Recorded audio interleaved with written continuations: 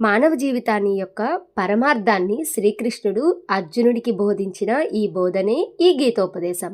మరి ఈ గీతోపదేశం పార్క్ ఎక్కడ ఉందో తెలుసుకోవాలంటే ఈ వీడియో అంతటిని ఫుల్గా చూడండి.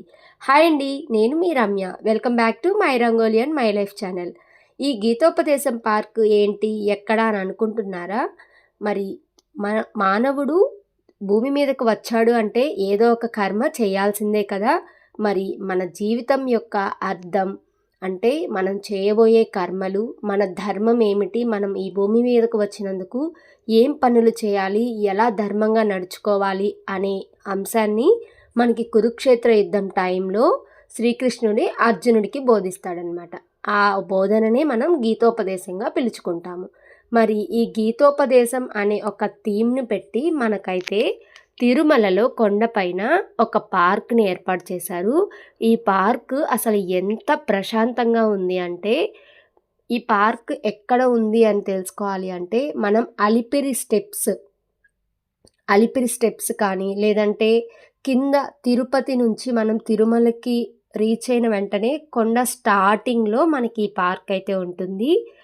సో ఈసారి మాకు వచ్చిన బెనిఫిట్ ఏంటి అంటే, మేము లాస్ట్ ఫ్రైడే తిరుమల వెళ్ళాము. సో పార్క్కి దగ్గరలోనే మాకు రూమ్ రావడం వల్ల ఈ పార్క్లో టైం స్పెండ్ చేయడానికి చాలా బాగా వీలు పడింది. ఇక్కడ చూసారా, చాలా చిన్న మొక్కలకే ఎంత కలర్ఫుల్గా ఎంత పెద్ద పెద్ద పూలు అయితే పూసాయో. అలాగే మొక్కలతోటే మనకి ఇలా వెల్కమ్ బోర్డ్ లాగా అయితే ప్రిపేర్ చేశారనమాట.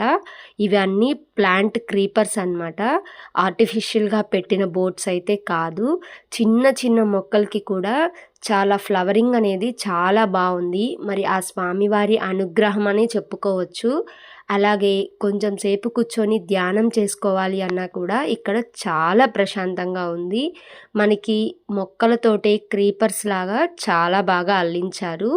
ఇలా పార్క్ మిడిల్లో అశ్వవాహనం పైన ఇలా శ్రీకృష్ణుడు అర్జునుడికి బోధిస్తున్నట్లుగా అయితే సెటప్ చేశారు.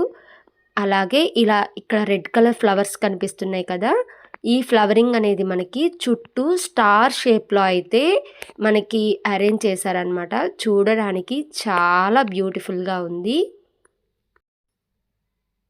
తిరుమల ఎంటర్ అవ్వగానే లగేజ్ కౌంటర్స్ దాటిన తర్వాత అయితే మనకి ఈ పార్క్ ఉంటుందని మెయిన్గా చెప్పుకోవచ్చు. అలాగే జిఎంసి రూమ్స్ ఎక్కడైతే ఇస్తారో ఆ రూమ్స్కి కూడా ఈ పార్క్ అనేది దగ్గరగా ఉంటుంది. ఈవినింగ్ టైంలో అయితే చాలా కలర్ఫుల్గా ఉంది. లైట్స్ తోటి మంచిగా ఫొటోస్ తీసుకోవాలి అనుకున్న వాళ్ళకి కూడా ఇది ఒక బెస్ట్ స్టాప్ అని చెప్పుకోవచ్చు. అలాగే ఫ్లవర్స్ ఇలా క్రీపర్స్తో పాటు మనకి చిన్న వాటర్ ఫౌంటైన్ కూడా ఇక్కడైతే ఏర్పాటు చేశారు. మనం లోపల వాహనం వరకు అయితే వెళ్ళడానికి వీలు పడదనమాట. చుట్టూ ఫెన్సింగ్ లాగా ఉంది. సో అక్కడ వరకే మనకి ఎంట్రీ అనేది ఉంటుందన్నమాట. ఎక్కడికి వెళ్ళినా మనం గుర్తుంచుకోవాల్సింది ఏంటి అంటే, అక్కడ ఉన్న ఎక్విప్మెంట్ని కానీ, ఆ గార్డెనింగ్ కానీ, ఫ్లవర్స్ని కానీ ఏది మనం పాడు చేయకూడదని గుర్తుపెట్టుకోవాలి. అలాగే ఈ పార్క్ లోపలికి ఫుడ్ కూడా అలో లేదండి. చాలా వరకు ఫుడ్ అయితే అలో చేయట్లేదు. ఇన్ కేస్ ఫుడ్ తీసుకెళ్ళాలి అన్న వాళ్ళు బయట మనకి కాంపౌండ్ లాగా ఉంది, అక్కడ తినేసి మాత్రమే లోపలికి రావాలి. ఎందుకు ఆ రూల్ పెట్టారు అంటే, లోపలికి తెచ్చి ఫుడ్ అనేది తినేసి అక్కడ పడేస్తే ప్రాబ్లం అవుతుంది కాబట్టి ఆ రూల్ పెట్టారనుకుంటాను. ఇలా ఒకసారి మీరు కూడా చుట్టూ ఈ పార్క్ ఎలా ఉందో మీరు కూడా చూసేయండి. మరి ఈ వీడియో నచ్చితే లైక్ చేసి, షేర్ చేసి మన ఛానల్ని సబ్స్క్రైబ్ చేసుకోండి. Thank you for watching.